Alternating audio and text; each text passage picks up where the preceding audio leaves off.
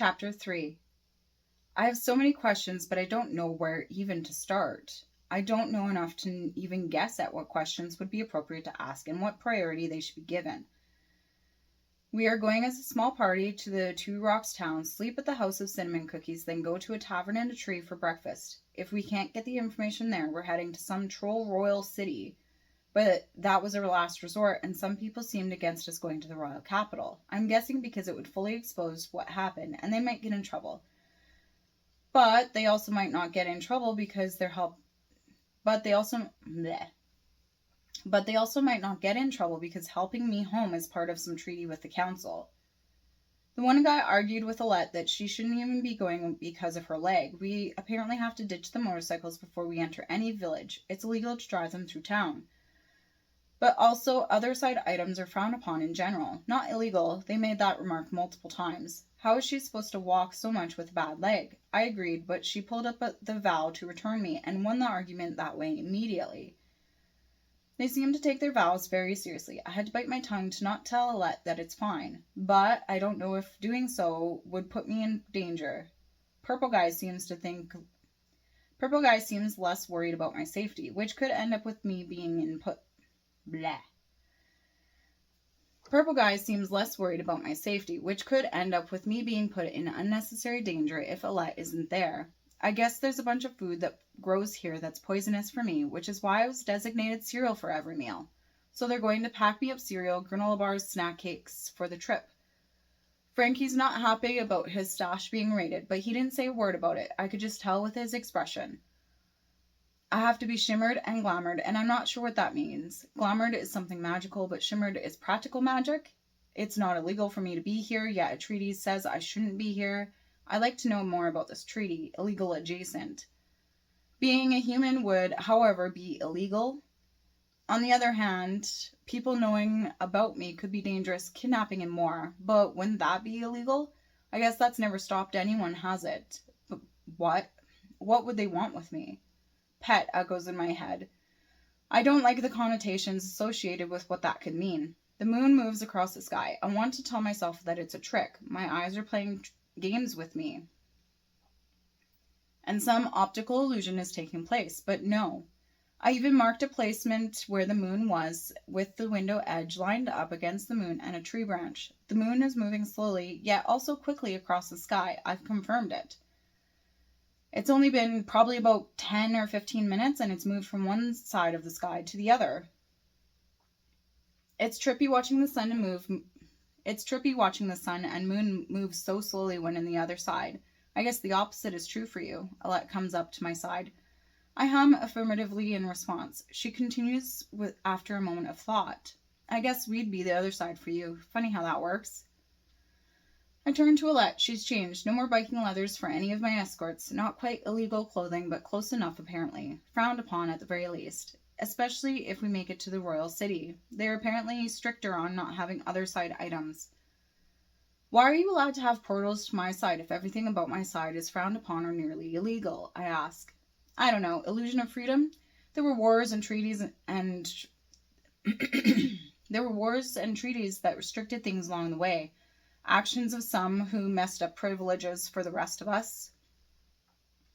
My mom used to talk about how all fairies were free to come and go as they wanted to when she was a kid. Anyone could make a portal of any type easily to the other world.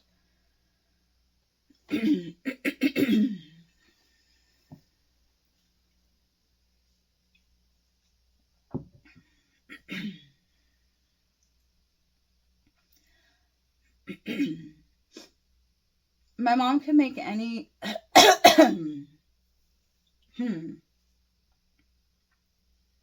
Anyone could make a portal of any type easily to any part of the world. You could behave however you wanted to on both sides. Now we have to have permits for portals, and only adults are allowed to travel through once given permission. There's a test and code of conduct, and you need people to vouch for you. Any slip-up and you're banned for life. Execution if you're deemed too dangerous. There's a bunch of restrictive rules for what you can't do while on the other side. At the same time, some fairies are against it and want portals shut down. They believe that everything from the other side is a negative influence and dangerous. That's part of why there's less portals than there used to be. even just a couple hundred years ago. Some fairies destroyed them from our side. They're also not approving as many portals as they used to. They've made it harder and stricter to be allowed to pass through. People are keeping their homegrown portals a secret to protect them. The royal city is stricter than the villages, depending on the village you go to. The town we're going to first, they do have some other side influences, but only just enough that they don't make themselves a target of hate. Once we get into the city, you can't have anything that looks like it came from your side. The Lord hates other side things. People say they remind him of the Queen. That's why they got me the large sack-like bag to stuff my backpack into, to hide it. It's why I have to change my clothes. There's all sorts of every type of people. You have to remember that. It's good advice for life on either side, specifically here. There are all sorts of fairies and all sorts of mentalities. And you'll likely come across all types in our travels. You'll need to be careful. Not everyone is friendly. Some are malicious. Not that we're all bad, but enough of us are that you need to be careful. You look at the wrong fairy wrong and you'll be regretting it for the rest of your life. Her warning is quickly pushed aside as a pink-tinted fairy barges into the cabin. She must idolize pink because the whole of her is pink, from her clothes to her hair and even her eyes and skin sparkle.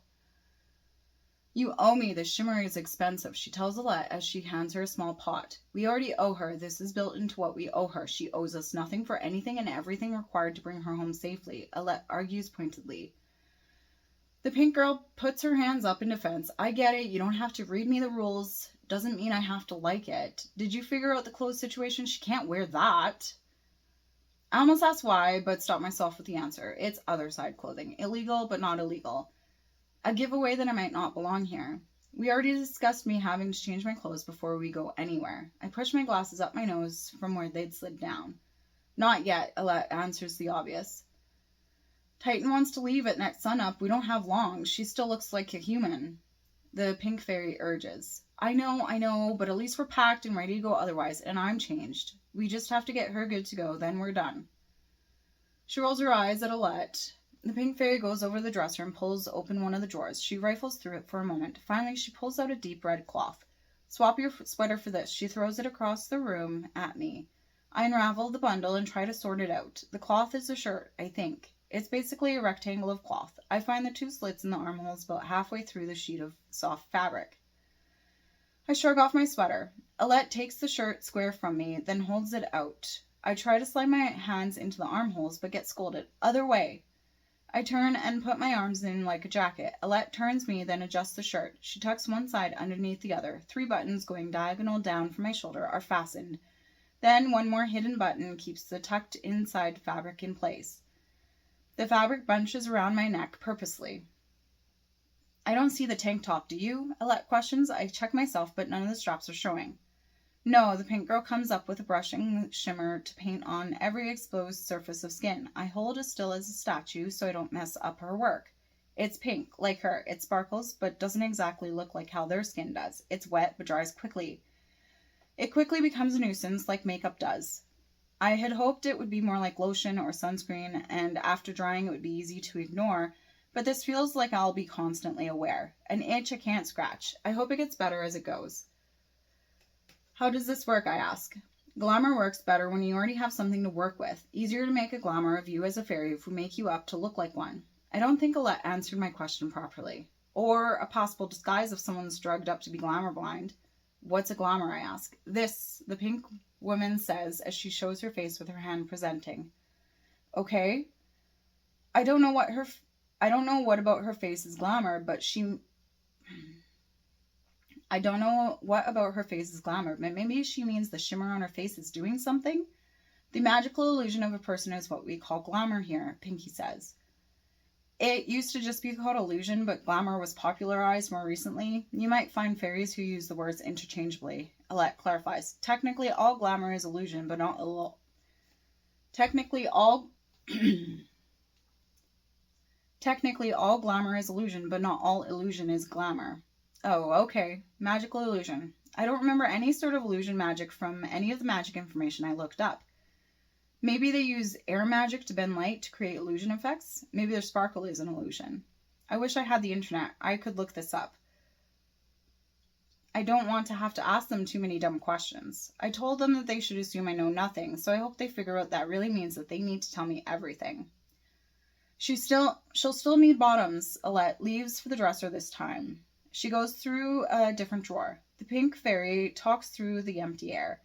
Shimmers sparkly makeup to make our skin's natural glimmer more pronounced. It helps those for fae who don't have natural glamour abilities or who aren't strong enough for any length of time or whatever to be able to enhance our looks.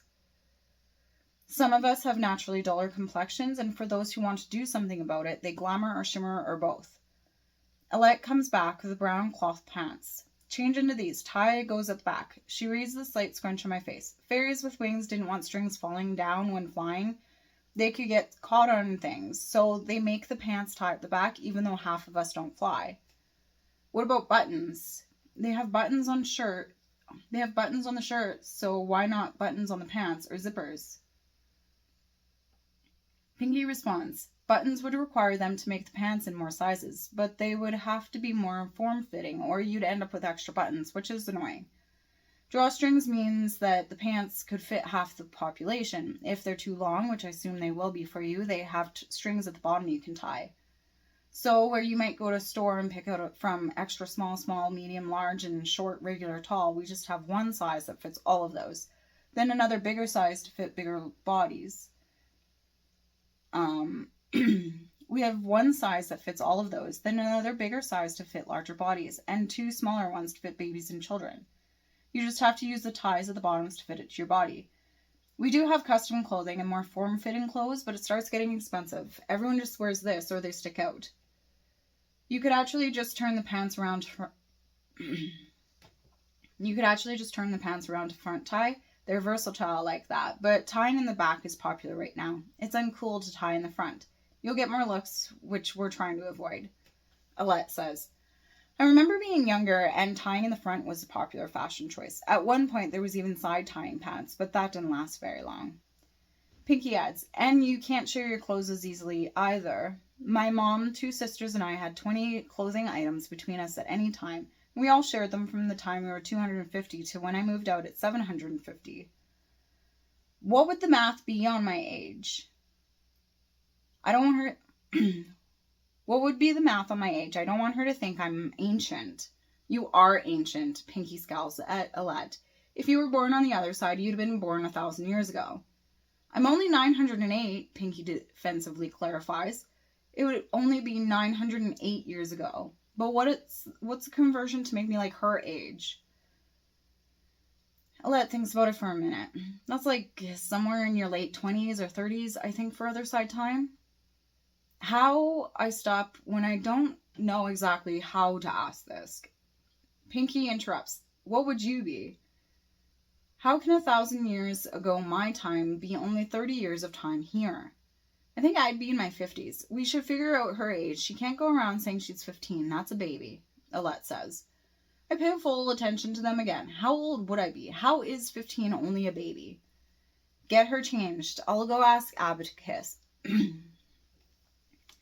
Get her changed. I'll go ask Abacus. How old are you exactly? Pinky asked me. 15 years old. I briefly pause as I calculate it more specifically. And a half? Good enough. Pinky leaves. I'll turn around. Alette does as she says.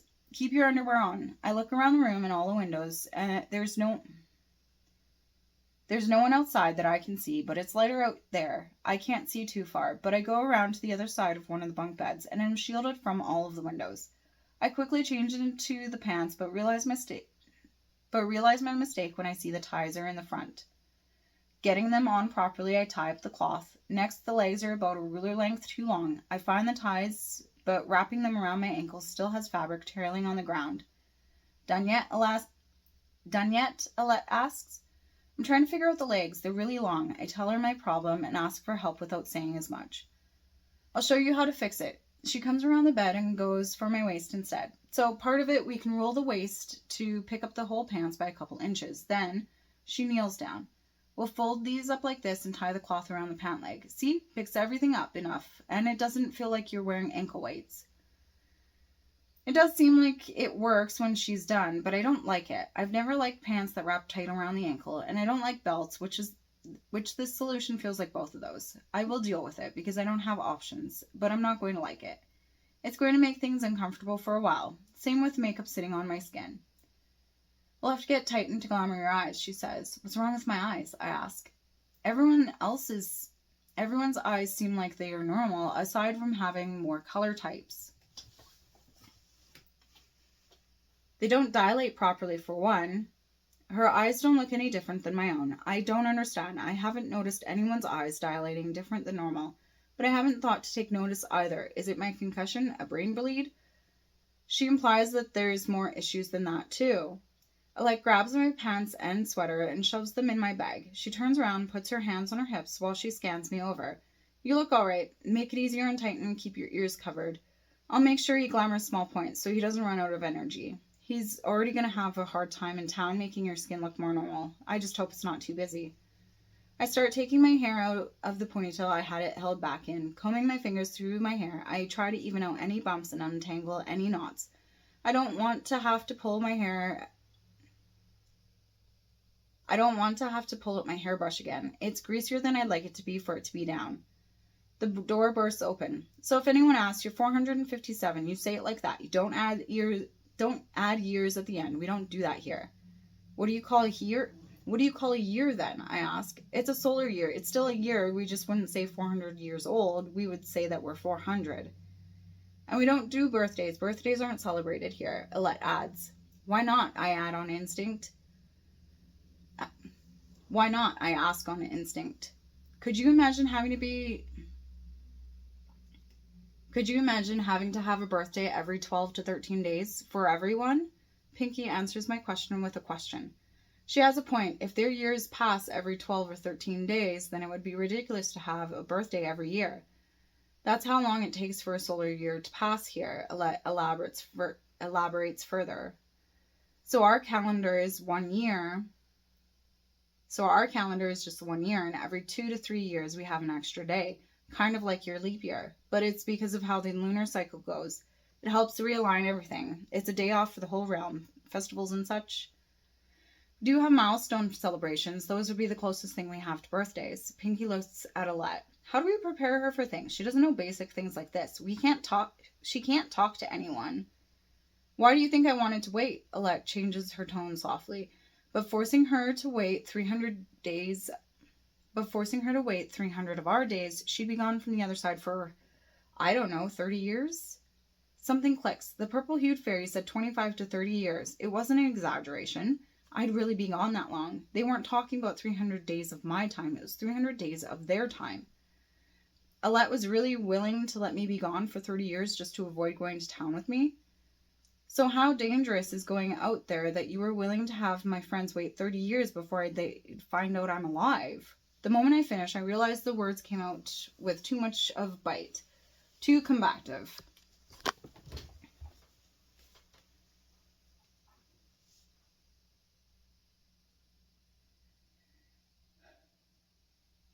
So how dangerous is going out there that you were willing to have my friends wait 30 years before they'd find out I'm alive? The moment I finished, I realized the words came out with too much bite, too combative. More of a chance of dying if you go out there. There's loads of creatures in the woods that'll kill you, fairies that would kill you or keep you for life, guards that might kill you on sight if they think your mere presence is that much of a threat, or they could imprison you and kill you at the trial. Pinky adds a thought. Or you could die waiting for your trial. Alette continues. You might eat the wrong thing and die. You might starve to death. You could accidentally indebt yourself to a fairy. One apology and you're done for. It does sound like a lot. It might be best if we make a rule that she can't talk in town or to anyone who isn't us, Pinky suggests. That would be safer, Alette agrees. Contract's done. A child rushes into the room and hands Alette a piece of paper. She stares at me with wide, curious eyes. I wave with a friendly smile. She smiles back, but runs off. How many kids do they have around here? This is the first one I've seen in the day that I've been here. Have they been hiding them from me? Alette reads over the contract. Pinky starts after her. Alette positions it easier for Pinky to read it. Looks all right to me, Alette says. She brings it over to the dresser and draws out a pen from her clothes and signs it. Pinky signs it next. Your turn, Alette says. I walk up and take the pen from Pinky. Never sign a contract without reading it fully. If you sign a contract, you are bound by it. It doesn't matter if they worded it so that it makes the intention. It doesn't matter if they worded it so that it makes the intention different than agreed upon. It doesn't matter if they snuck in a clause that wasn't agreed to. You are bound by the contract. Always get a deal written in writing so exact terms are there for all to see. All it takes is one homophone and suddenly you're getting a pound of pretty flowers instead of a pound of baking flour. Be specific. So this section states what you did for me and us. She points to the first paragraph and then reads the next line. In exchange for... She points to each paragraph as she summarizes them. We won't hurt you or allow harm to come to you indefinitely while you are with any of us. We will escort you home safe and sound, and what exactly that means, it covers basic needs and everything except unavoidable minor injury, bleh. and everything except unavoidable minor injury. Bleh. We will escort you home safe and sound. What exactly that means. It covers basic needs and everything. It basically covers needs and everything except unavoidable minor injuries with no long-term effects, like a paper cut. Everything we do for you or give to you is part of the exchange. Already paid for. You owe us nothing in the end. This is signed by your escort party and the rest of the family, so that if anything happens to the escort party, we're all bound to this contract, not just me or those traveling with you. Furthermore, there's a clause in here that requires other ferries to be bound by this contract to a level of reasonableness, due to the high-level prize to return you safely either home or to us should something happen to your escort party. So if we're all attacked, show another ferry this contract and they might decide to honor it in order to cash in a favor. It's an extra level of safety just in case. Here's where you sign if you agree to all the terms. You have to sign in your true name because this is the highest level of contract that can be made. Law states that you have to sign written contracts in your true name. That would be your full legal name on your side. It's also why you can't just be making these type of contracts and deals with anyone, because giving a ferry your true name could be a dangerous thing. It can give them power over you. She gives me time to read over the contract before I sign it in the designated spot. Alette shows me a pocket in the pants to keep it safe. Sun's up, you should go, Pinky says. I grab my bag. Alette quickly runs through the mental list of things we needed to do before leaving, muttering it out loud. I think we've got it all. Alette leads the way out of the cabin with a limp. We go towards the communal cabin where Pinky splits off with a bit of goodbye and good luck and safe travel wishes. We continue to go around the cabin. The back opens up to a dirt road beside a small stable and fenced-in area. The whole horse and cart is prepped for us to leave. I haven't been on one in years. Not since my elementary school did sleigh rides for Carnival. I guess they decided to ditch the motorcycles right off the bat. This is probably better for Alette's ankle, and I was worried about having to ride in the back of a motorcycle. I haven't done that before, and it's a lot of trust to put in a stranger to keep me safe. Finally, the purple fairy exclaims. Rude, Alette calls out. It's more rude to make the rest of us wait on you, he counters. Alette argues as we get closer to the back of the cart and closer to him. It's more rude to assume that we didn't need the time to make sure she's ready. We still have a lot of work, so start thinking about common things we need to educate her on before we get to a town. You worry too much, he tells her. You don't worry enough, Alette warns. The silence is left to hang as Alette takes my bag and hands it to another fairy on the carriage. There's only 4 of us going. A small party is easier to blend in than a larger one. Most places along the way won't think anything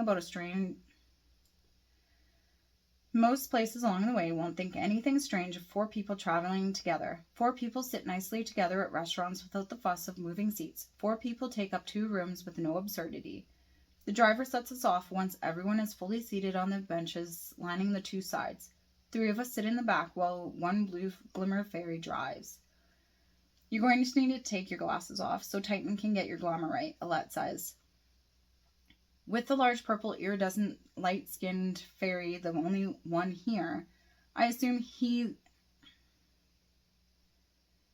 With the large purple iridescent light-skinned fairy, the only one here, I assume he's the one they've been calling Titan. I get it now, with how big and tall he is.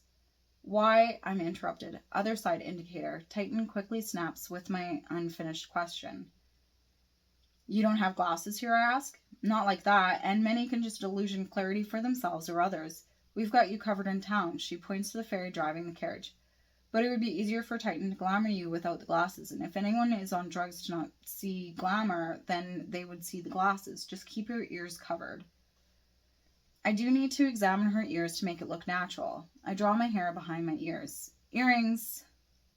Alette sighs exasperatedly. I forgot to check her ears. Titan calls out, stop the horses. The driver does as commanded. Already? She's wearing other side earrings, Titan tells him. Ask Viv, she's bound to have something to spare, he suggests. Alette jumps off the back and jogs back to the cabins.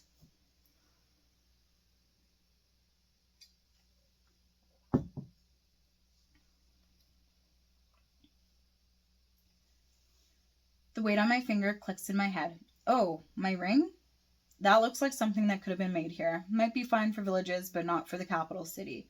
Crystals can enhance, absorb, and store power, so it can be seen as you being rude. Either by trying to absorb or thwart someone else's illusions, or hide yourself with glamour, or use illusions on those around you. But isn't that exactly what we're doing? I question. Yes, but when people don't know about it, or it's not overtly in their face, it's fine. Titan isn't convincing. He's essentially saying that as long as no one catches us doing it, then it's fine. This might be another example of the illegal adjacent things. I'm starting to really hate illegal adjacent. Why have laws when they only matter when caught, or you can get around them with small technicalities? Or maybe it's just a reflection on this group, that they regularly skirt and ignore laws that they don't agree with. So it's fine to glamour people, but not wear crystals because that would show them that you could be glamoring them, I summarize. Don't think too hard on it. We're aware it's contradictory. He waves off the conversation metaphorically. Before I can think too hard about how maybe glamoring people is actually maybe illegal versus illegal adjacent, the driver fully turns around on his backless seat. He holds out a hand for me to shake. We haven't officially met. You can call me Cheshire or whatever name you feels fit. I'm not picky. I'll answer to many names. Nice to meet you. I shake his hand. He holds my hand longer than he holds my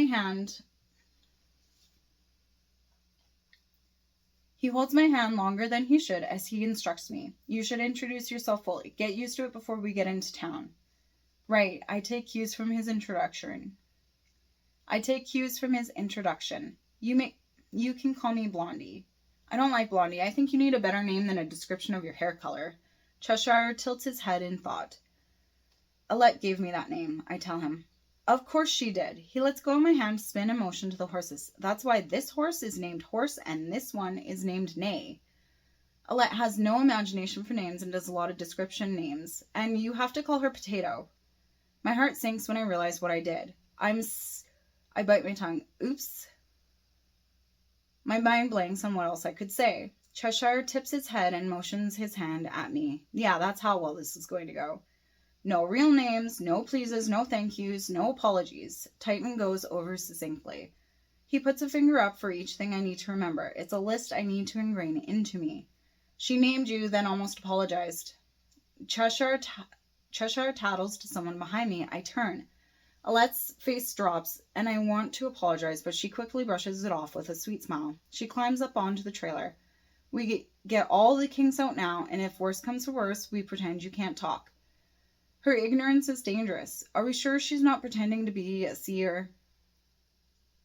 Cheshire digs in with his insult. I have to do better, and I know that. My cheeks heat with shame.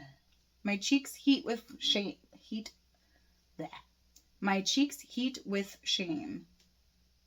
heat with shame. The future changed by her direct actions. Alette presents the evidence she has. There were 5 people in that room that all confirmed the future. There were 5 people in that room that all confirmed the future changed with her actions. My mug was supposed to break, but she moved it and suddenly future changed. No one told her to move the mug. No one with foresight intervened. She did it all on her own. That's something only someone with foresight can do. Fine, I'll accept that, but she still seems like she's more human than supernatural. Why wouldn't she just say she's supernatural from the beginning? Cheshire argues. I defend myself. I didn't find out who I was until a few months ago. I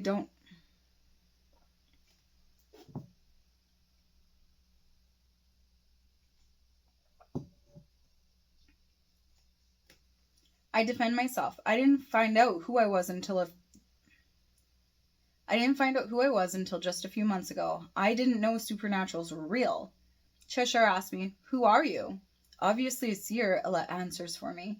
Word choice. I didn't say what because she didn't say what she was. She said who she was. Who are you? Did I? I try to think back to what I said to him. Alette holds up a finger to stop me from answering. Leave her alone. She doesn't need a name. What's done is done. No, Cheshire continues his verbal attack. She didn't know who she was. Implies she's someone important. We need to know who we're dealing with, especially if we went so far as to reveal your true name to her. Alette shakes her head. No, we don't need to know. It doesn't change anything. Do you know? Titan asked. The information is irrelevant to the contract. It changes nothing, Alette says. But she doesn't know either. Unless she saw my name while I wrote it. She probably did. It doesn't? What if someone's important? It doesn't? What if she's someone important's daughter and we're fucking around with someone's daughter who could be the end to our whole side, end our existence? I promise you that's not the case. I'm an orphan. I'm just trying to make it back to my friends who are like family to me. No one's going to care that I was here, and I don't even have to tell them I defend myself. Good, I'll hold you to that offer. Good, I hold you to that offer. You said promise, which means that you vow it. His scolding makes me feel worse. Another thing that I need to be careful of. I can't say promise without it being a vow. I won't go further until you promise not to tell anyone unaware that you are on our side. You will promise you will not tell anyone unaware that you were with fairies. Back off. That messes with the original contract. There are no other conditions set on her for us returning her. Alette gets between us now. Would this go back to the treaty? Could me telling people I was here endanger you, like with the council? I ask Alette. I have to remember to call her Potato. Potentially, she admits. Do you know anyone in the council? Cheshire digs for more information. Don't say another word, she tells me. You're done. Choose. You can go back or stay with us, but no more interrogating her. This isn't protecting her. This is coddling her. She made a word choice that another fairy could pick up on and make the same assumption with dangerous consequences. I pushed for information and she very quickly obliged. She made an offer that another fairy could exploit and take as a contract offer. She revealed your true name. She almost apologized. There's no time to coddle her. I just identified multiple issues. Fix it. He turns around and throws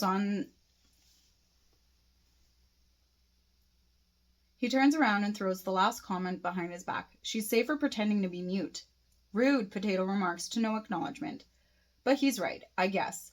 He could have been nicer about it. Maybe we could go with the mute plan. If you can't talk, you can't mess up like that.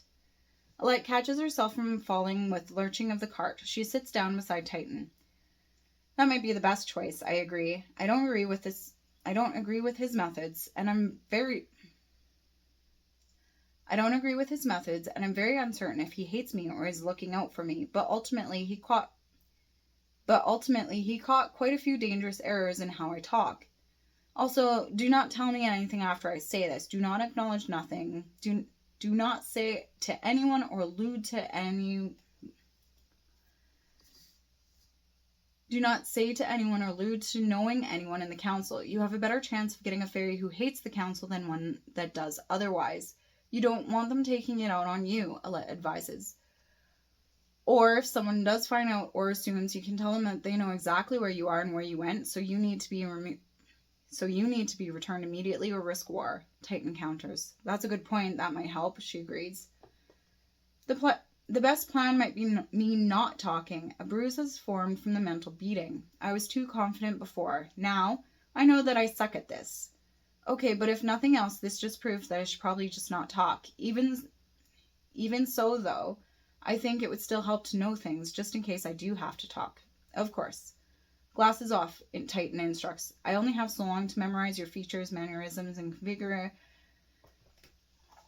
I only have so long to memorize your features, mannerisms, and configure a convincing glamour before we have the chance of meeting others on the road. I take them off. I hold them a moment before Potato takes them. She wraps them in a cloth and puts them under some clothes at the top of the backpack. As long as the bag isn't smashed, those should be okay in there. I nod. I wish I had a glasses case.